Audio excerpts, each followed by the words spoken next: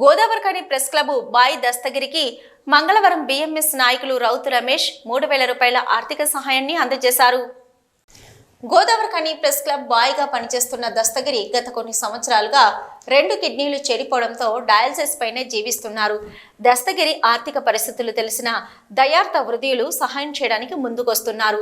ఈ మేరకు మంగళవారం బిఎంఎస్ నాయకులు రౌతు రమేష్ 3,000 రూపాయలు అందజేయగా బిఎంఎస్ కోశాధికారి ఆకుల హరిన్ 500 రూపాయలను అందించారు. ఈ సందర్భంగా రమేష్ మాట్లాడుతూ 2 కిడ్నీలు చెడిపోయి డయాలసిస్ పై జీవిస్తున్న దస్తగిరికి సహాయం చేయడానికి ముందుకు రావాలని కోరారు.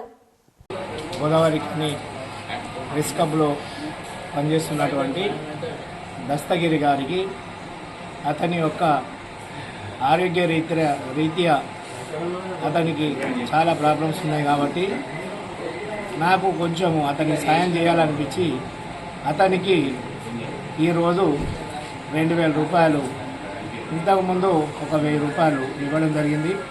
అదేవిధంగా మన గోదావరిఖని వాసులు కూడా అందరూ అతని కుటుంబానికి చాలా సహాయం చేసి అందరూ అతని యొక్క కుటుంబానికి మేలు చేయాలని కోరుకుంటున్నాను.